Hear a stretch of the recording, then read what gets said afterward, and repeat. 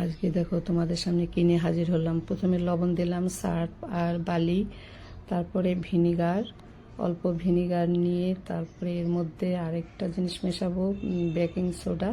এবারে একসাথে মেখে নিয়ে তারপরে এই যে বটিদাটাকে আম ফল টল কাটা হলে আর ওই মোচা কাটা হলে কাঁচা কাঁচা কলা কালো হয়ে যায়। রেগুলার পরিষ্কার করলে তো ভালো, কিন্তু খুবই ভালো। তো নেব, দেখুন কত সুন্দর নিচ্ছি। ঘরের লোকজনের উপরে যেমন যত্ন নিতে হয়, তেমন ঘরের জিনিসপত্রের উপরে যত্ন নিতে হয়। একটু যত্ন না করলেই সেই জিনিসটা মানে খারাপ হতে থাকে।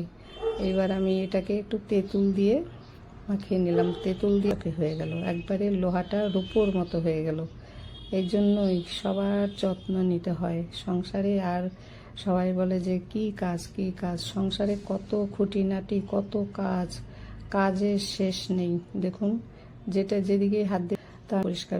আমি তেঁতুল দিয়ে করার পরে চুল দিয়ে কিছুক্ষণ মাখিয়ে রাখলে আরও পরিষ্কার হয়ে যেত। আমি সাথে সাথেই করে নিচ্ছি।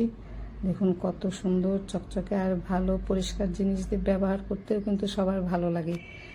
দেখুন কত সুন্দর লোহা রূপো হয়ে গেল, একবারে চকচকে রূপো।